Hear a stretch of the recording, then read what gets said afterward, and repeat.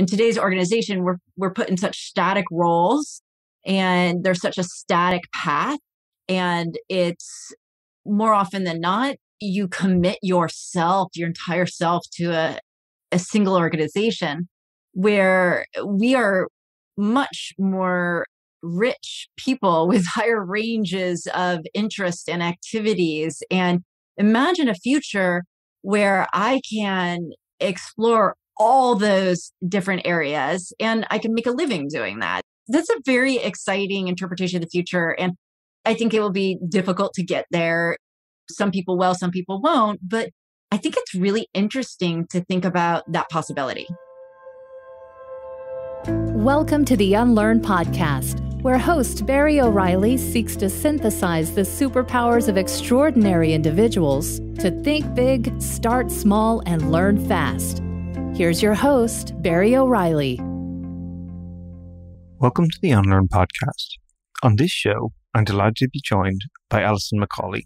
Now, Alison has worked to raise awareness and understanding of the new possible, unlocked by blockchain technology, and how it translates to the next area of the web, Web 3. In 2018, she authored the best-selling book, Unblocked. In fact, it's when I first met each other, both in San Francisco. I had just written Unlearn, and we sat down and figured out how we might work together.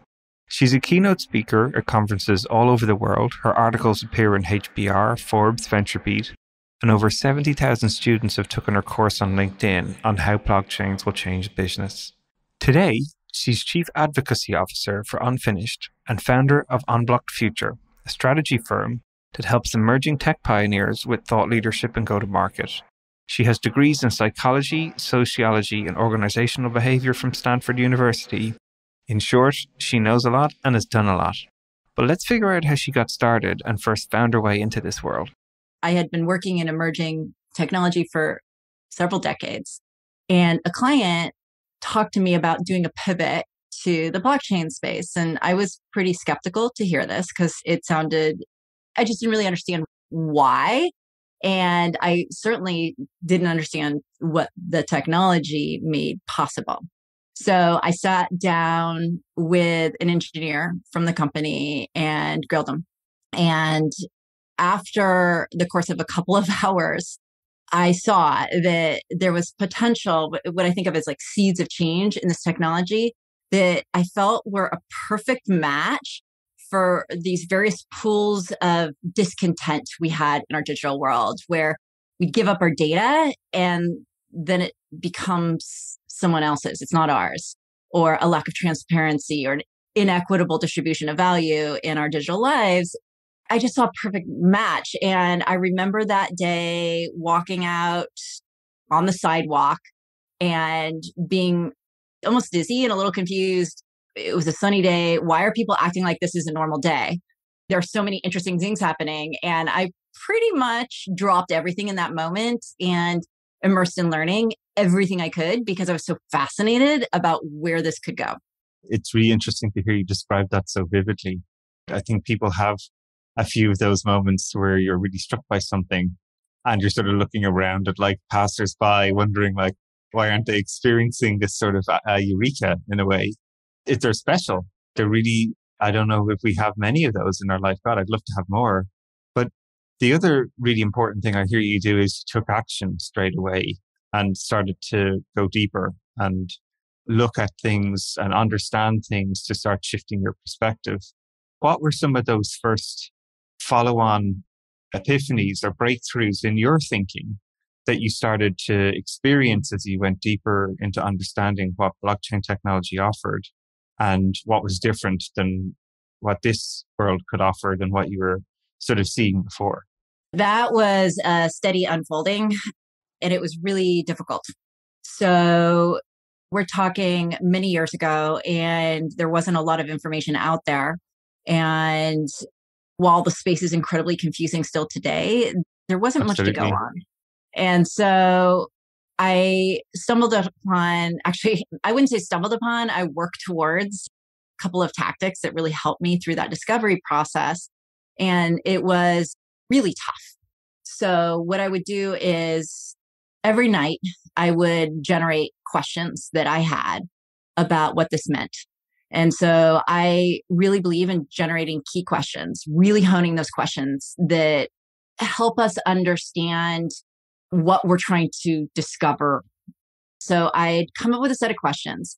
And every morning I would kick off my day by picking a question and immersing in it and trying to understand as much as I could. And I would go deep down the rabbit hole. I would find so many new things along the way that, that night I would generate completely new key questions. And someone once asked me, where are all your key questions? Can I have them? And it was too rapid and iterative. I'm not even sure where they are, and probably in sticky notes that are just everywhere now. It was Yeah, I love it. Yeah. Intoxicating. For me, I'm driven by intellectual curiosity. And so it was just this infinite unfolding, because this technology holds implications for how we organize, how we collaborate, our financial systems, everything, every industry. And so there were endless questions, and there still are. And the other thing I did, because it was so overwhelming, is I started a learning circle. Great. Yeah. It was 6 women that also were curious about this. And we met twice a week, once virtually, one in person, and we'd share what we learned and what our perceptions were of the space. Now, it was really rocky back then in terms of learning. It was tough. I was the only survivor from that group.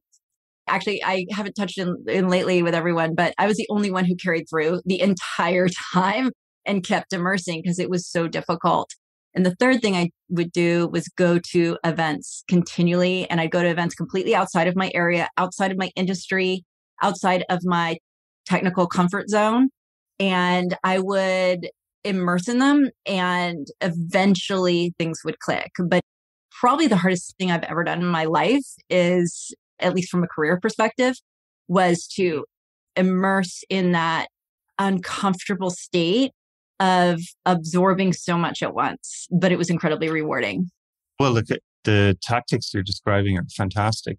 This idea of writing down questions every day and going through them and seeing where the rabbit hole goes in many respects, and capturing and reflecting.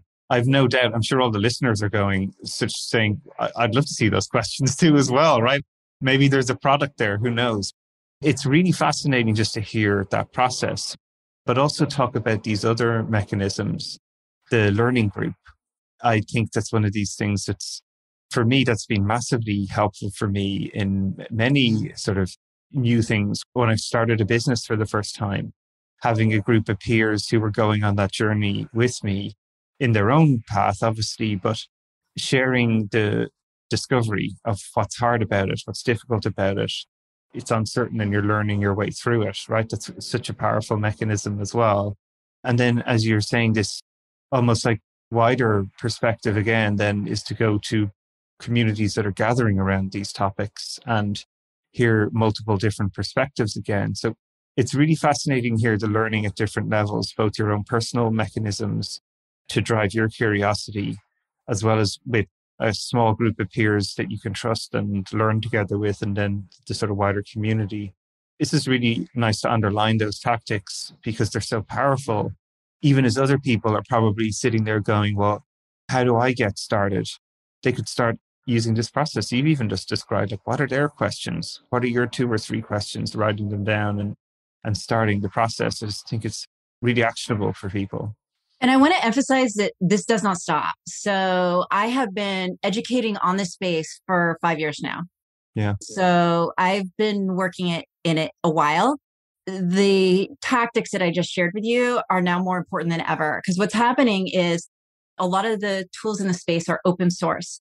We have communities around the globe that are building with these open tools. There's an incredible amount of sharing. So do you know what that means? It means the pace of innovation is absolutely staggering. So what that means is that we're at the point where a single human cannot keep up with all of the innovation that's happening. So actually, burnout is a huge problem in the space. And I've seen many people who are young, don't have to worry about kids or pets or houseplants, complaining that they can't keep up in the space, even though they're spending, even on the single small sliver, even though they're spending 17 hours a day on it. So it's incredibly challenging. And I have a hypothesis that the best way to move forward in a situation like that, and this will happen, it's not just in the blockchain space, it's across all areas of technology, because this is how it works now, is it moves really fast, is that the success will go to those who are best able to ingest and absorb fastest and the highest quality information. And so I think that establishing really good networks for learning is really essential to that. So I actually bring the learning circles into my world today. So I set up various learning circles in different areas that I feel warrant diving into. And it's very difficult to reserve the time to do this, but every time I do it is incredibly fruitful. We have some structured ways to go about sharing our information and insights and learning from each other. And I can't emphasize enough the importance of doing that on a go forward basis for now to it forever. Yeah, forever. As you say, yeah, like one of the inspirations for writing Unlearn was the recognition that we are literally experiencing exponential curves in terms of how technology is both adopted. Blockchain technology, possibly one of the most exponential curves we've ever seen in terms of adoption. And your point on burnout, I hear a lot. A number of friends who are leaders on some projects tell me about the amount of requests they have from people who might be on Discord channels for updates and information. They almost want a millisecond feed of what's happening now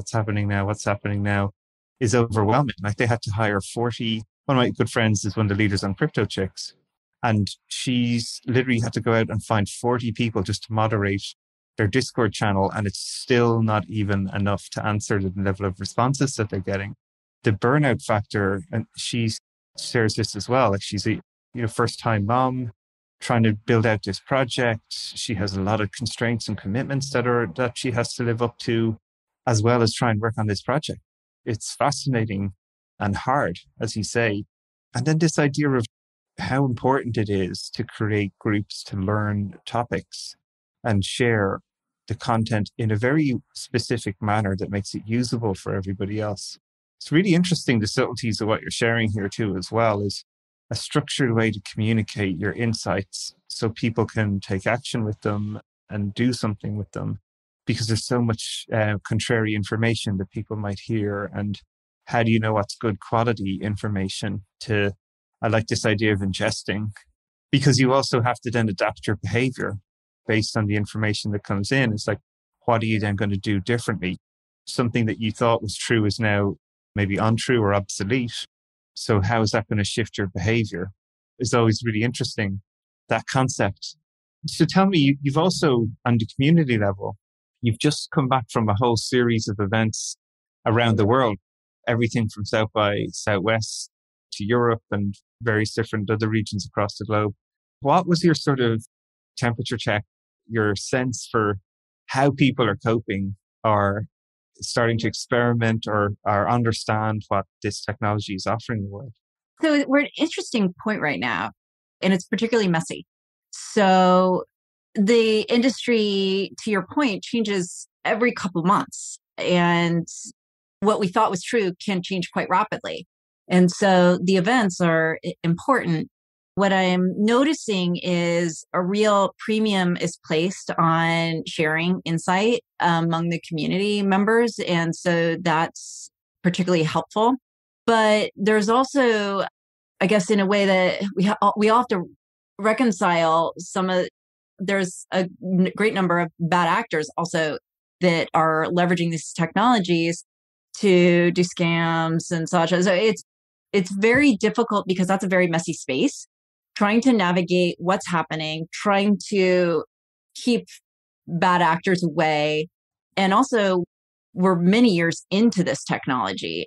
There have been great advancements in what's possible. And another thing that I'm noticing that is really top of mind in a lot of these conversations is the fact that the technology itself holds the power to really flip and morph what we knew to be possible in so many different dimensions. There's a lot of exploration about what that means and what the implications of that will be. And this is extremely important exploration. In fact, I would like to see a lot more of it. I'd like to see a lot more of it come from different kinds of voices, different disciplines. A lot of that is coming from technologists, but I think that we need more functional areas and sources of expertise involved in those. If you look at the core of the technology, it can completely change who holds the power, who holds the control, where innovation comes from, what is possible from a community or an individual versus a formal organization. And so this is really uncharted territory. And we're decentralization, which underscores a lot of what blockchain makes possible, is an ongoing journey, and we don't know how to do it well. And so a lot of the messiness that I referred to is also the things that can go wrong as we learn. And this is another thing that adds another layer, dimension of needing to continually unlearn and relearn and unlearn again with this particular technology, is that it's almost like there's a global laboratory of experiments with what to do with this. It comes back to seeing what's working, what's not working, ingesting and improving that. That's where it needs to be. And so that's the best events are the ones that are really diving into that in a substantive way. And not all are, but those are the best events. I love this. It's almost like you're describing the sort of messy middle of many innovation approaches. We're figuring out what the hell this thing means. It's really messy. Yeah, right. And as you say, it's in the open. There's thousands of simultaneous experiments, if you will, running. Some nefarious, some actually have really positive and strong intent, right? And it's hard to pick and understand what are good things to look for, what are things to look out for. I'm sure you have some opinions yourself on maybe some examples of projects that you thought started well, but then went off track. For people who are going through this process, like, what should they be looking for to understand if something is moving in a positive direction or could be nefarious? Or what are some of the things, your little heuristic to start looking at different projects to understand which ones to follow or be part of? Well, first I'll make the point that we can learn from every project, even when things go wrong. So what's important is to actually spend some time really diving in and learning and understanding for yourself. So one thing that I actually is very accessible and easy to do now is to join some DAOs, decentralized autonomous organizations that are in an area of interest that you have. And so when you join a series of DAOs, you'll see a range of what is working well and what's not working well. And one of the challenges is, as you do that, you have to be really cautious. You have to be really careful not to click links, for example, because there are bad actors that get involved everywhere. So you have to be careful. But this is a wonderful way to do some applied learning and actually see it for yourself. One of the first DAOs that I got, I really became absolutely enraptured to follow was Constitution DAO, which has been talked about at great lengths. And I remember coming home from an event in Barcelona and my suitcase was full, still full. I rolled it in, flipped open my computer just to see what emails I'd missed. It happened to open on Twitter. I saw a mention on this. This was on a Saturday. The team that had created Constitution DAO started that work on a Thursday. So it was just early on. I remember standing up in the kitchen with my shoes still on and my suitcase still packed for a long time, diving in and trying to understand what's going on here and spending time in the Discord, listening to the talks, seeing what was working, seeing where it was flailing, because it was an extremely difficult undertaking. The learnings from that were immense. I see something that happens as people come into the space where they almost divide into camps of this space is good or this is bad. And that is, it's the easy way people categorize things. Super dangerous, because what that does is that shuts you off from learning New information. And so I didn't buy into Constitution DAO. but I followed the journey and came away with a lot of incredible information and insight that I hope will be helpful to others, as I continue on my journey.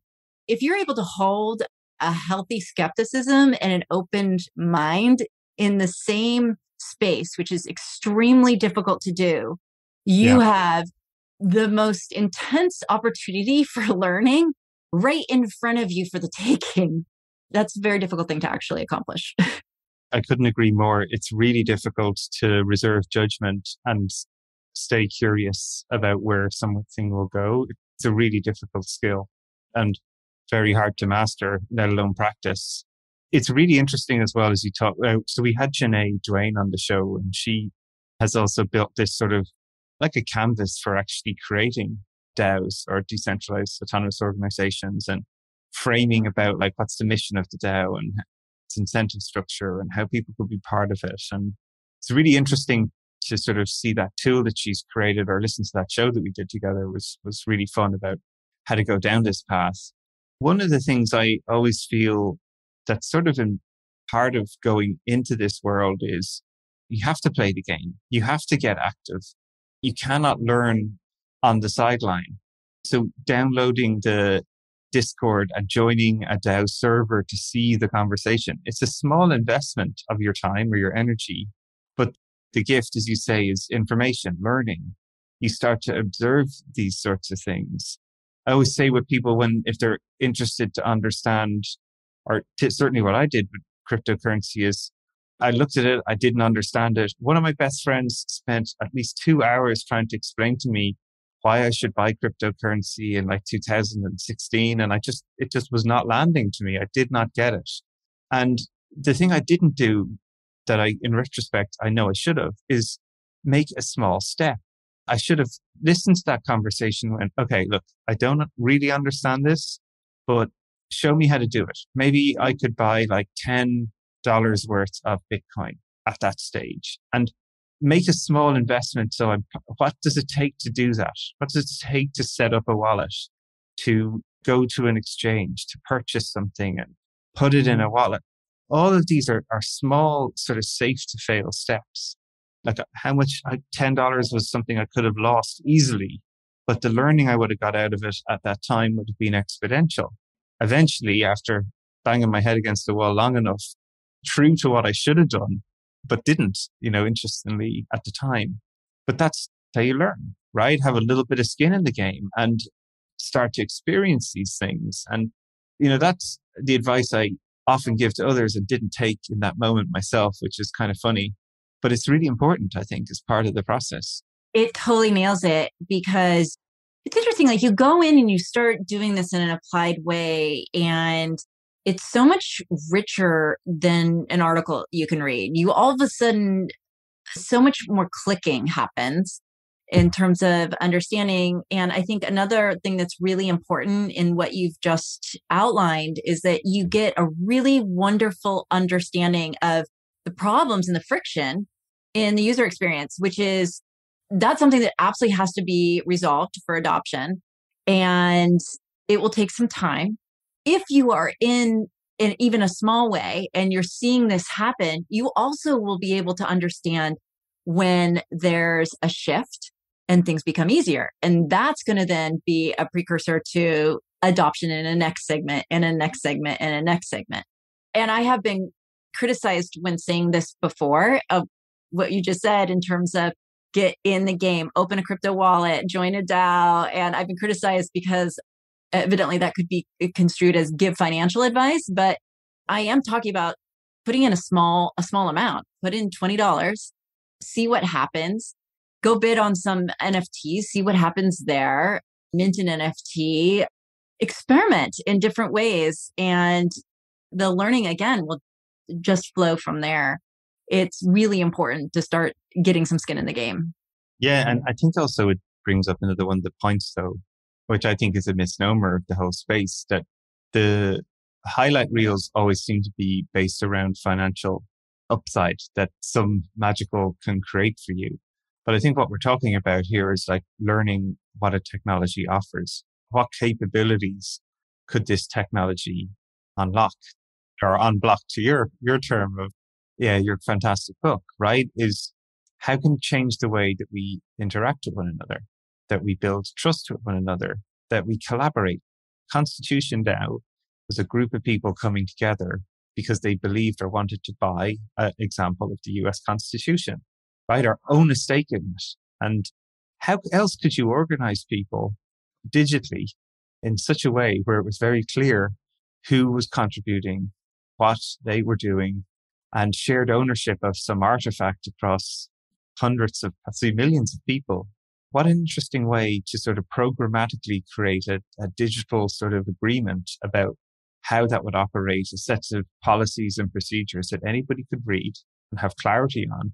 As you said, started on Thursday, and by Saturday, you could see already there was a movement of hundreds of thousands of people to be part of it. That's what's fascinating. The speed, the scale, the accuracy, the fidelity that technology offers, auditability, observability, all these fabulous things that it offers that are hard in some of the current systems that we have for operating and running governance. And I think, again, that's what's fascinating, is those types of capabilities, not like whether a price goes up or price goes down of a certain coin on a Monday or a Friday. Like, that seems what grabs the attention rather than actually what the underlying technology potentially offers people. So what are your thoughts on that? Absolutely. And the one thing that's interesting is that the price speculation has at least attracted people to engage in the space that maybe normally wouldn't. And so those could be bad actors, but it also could be people where it got their attention and it makes them want to learn because it seems so myth busting. This is possible. If you just think about the Bitcoin blockchain. So I don't know the price today, but there's some $800 billion worth of value that is being safely secured and exchanged among strangers on that blockchain only by code. There is no organization. There's no person involved. There's nobody in charge. It's just code. And then you extend that to anything that you could do to any kind of industry, and a whole new possible is now in front of us. And so when we're talking about DAOs, we're talking about Constitution DAO. What we saw there was just some very early indications of how a network community could quickly hold financial power and interact with traditional organizations. It ended with an auction at Sotheby's. We have just begun to see the start of the kinds of tooling and infrastructure that is going to be available to these communities.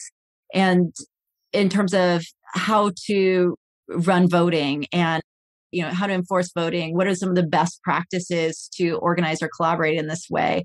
Is there some kind of a hybrid model where there are elected boards or executive roles that are accountable in a transparent way to the community?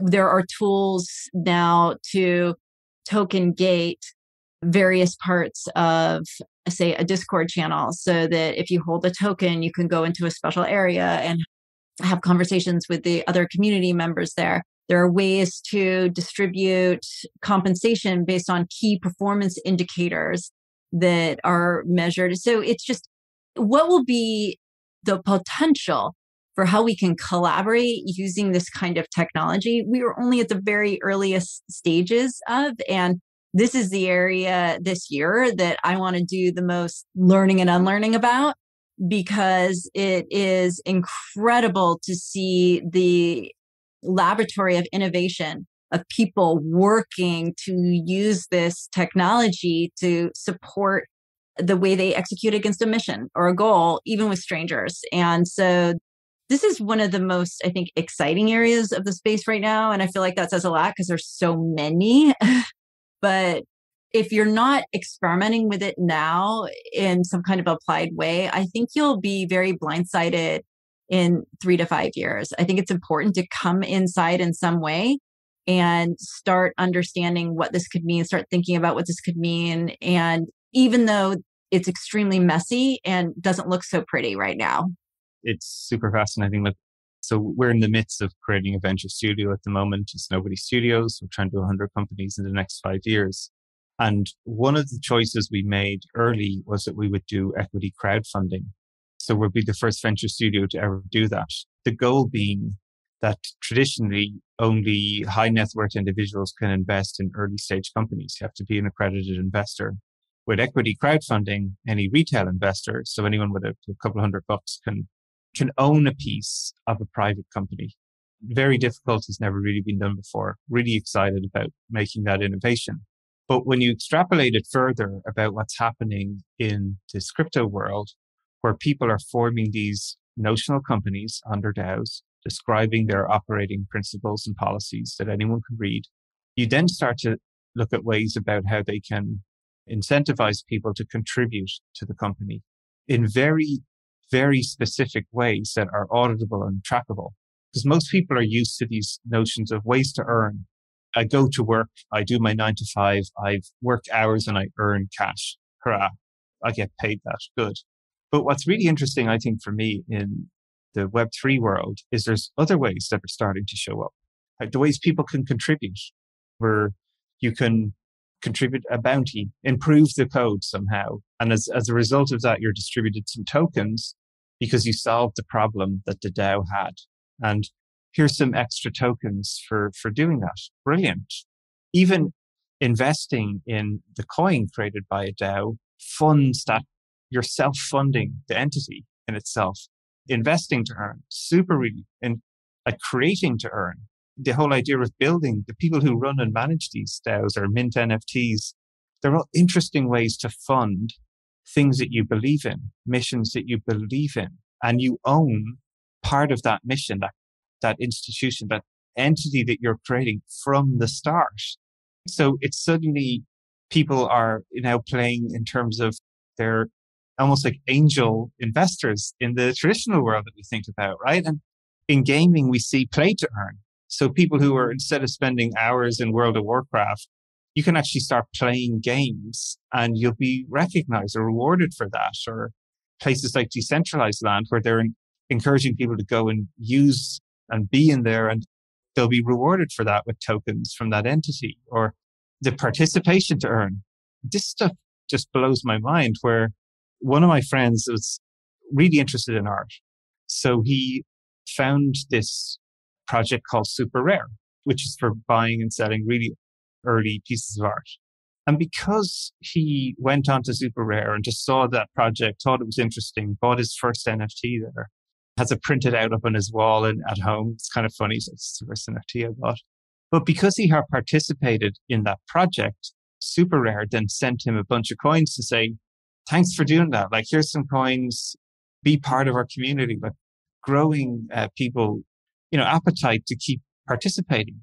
Or even you can go onto Coinbase and they'll pay you to learn about crypto, right? So that whole notion of being paid to learn, that's a total flip. Most people are used to, I have to learn by going onto Wikipedia and spending all my time on it, or purchase a course and do the course and learn about it. But now we're seeing these entities saying, no, we'll reward you for learning about this space and we'll give you a crypto asset as a result of doing that. Even that in itself is a huge sort of shift in behavior. The ways people can earn now for their investment, time, energy, or money, whatever it is. There's so many ways to invest. Like you say, it's about gaining information. That is sort of fascinating to me in terms of some of these shifts. And there's another undercurrent too in what you're talking about. And there's an opportunity to have this ongoing relationship with members of the community or an organization and people who are engaged in that organization or in that network. And not always, but many times there's also this sense of, it's not just financial reward, but it's a sense of, you were alluding to this, a sense of belonging, a sense of connection.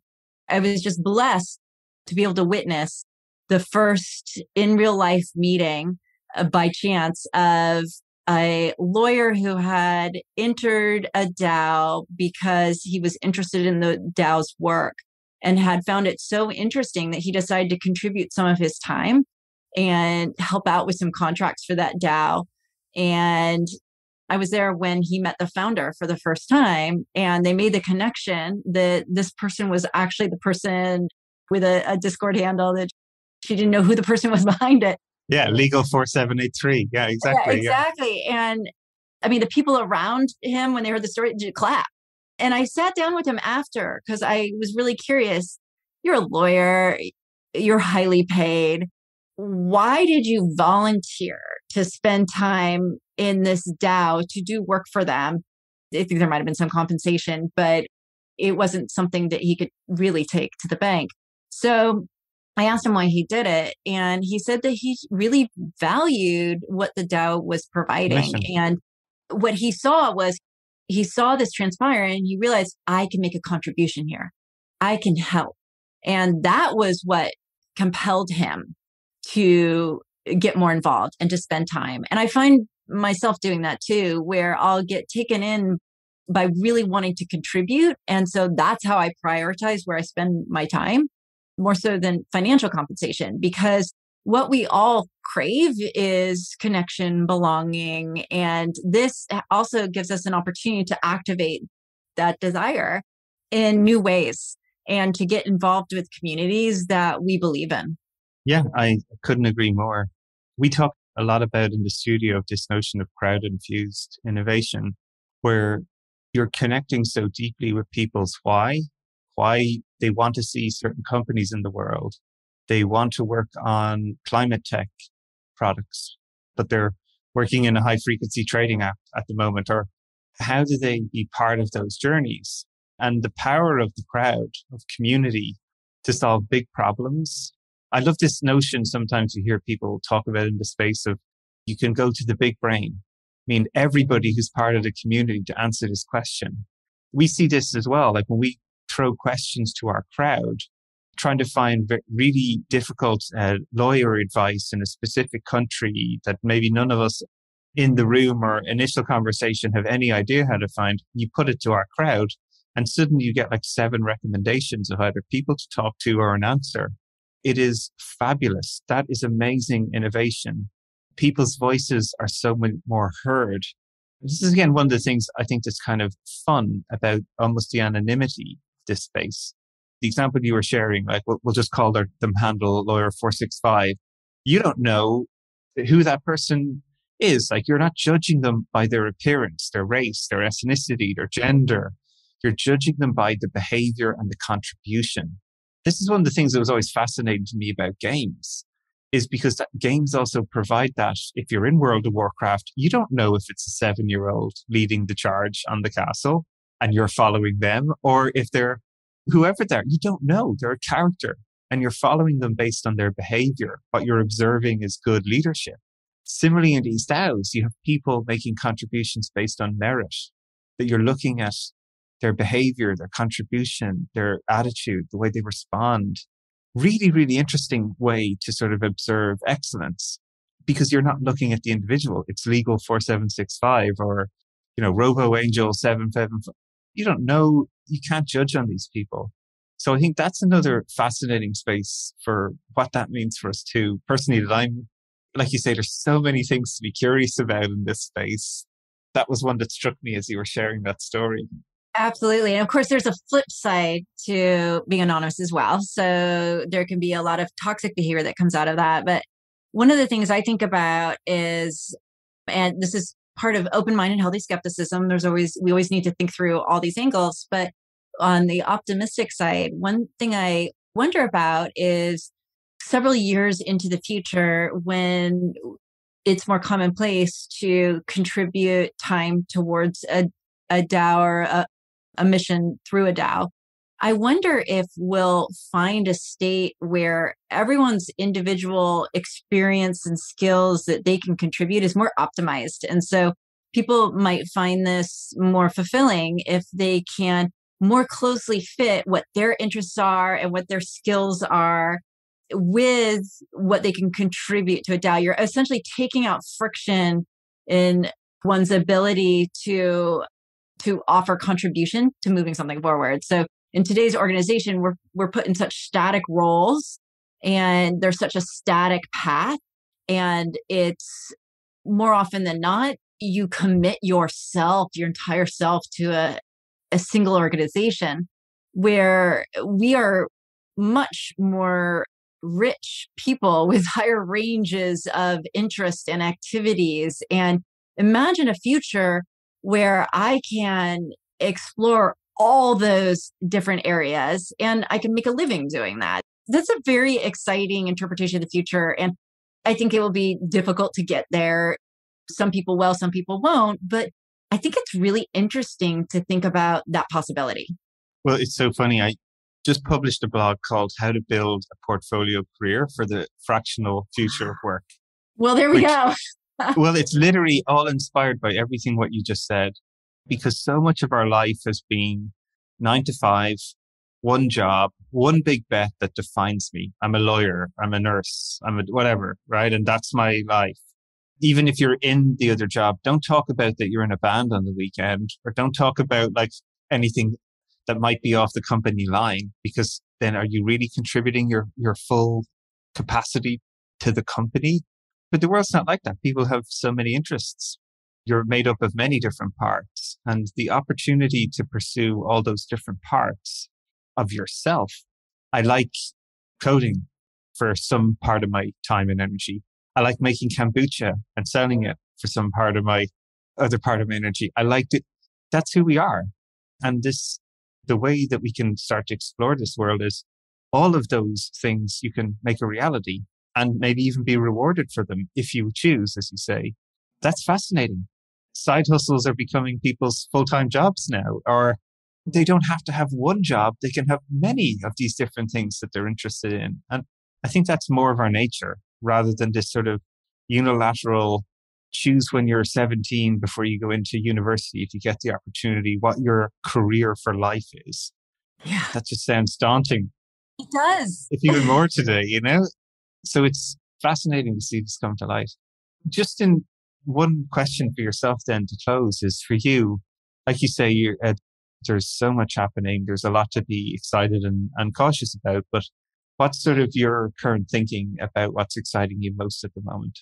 What I'm most interested in diving into now is really understanding how we can optimize the way we collaborate. And that can be applied in many different ways. But how I look at it is we are facing some of the most complex global issues that we ever have. This is only going to become more pronounced. And if we don't find a way to collaborate across organizations and borders, I don't know what we'll do. And so I'd say that I find hope in the technology if we can learn how to use it well to be able to meet some of our most complex challenges, or at least make some progress on them. Right on. That's all I can say to that. Listen, Alison, it's always great to talk to you. It's been fantastic to have you in the show, sharing some really fantastic tips and insights about how people can get started in this space, but just great ways to explore learning and understanding. And so thank you very much for sharing that. And yeah, I look forward to maybe having you show future again. Yeah, what a pleasure to talk to you. And I have a blog post of yours to read. I can't wait.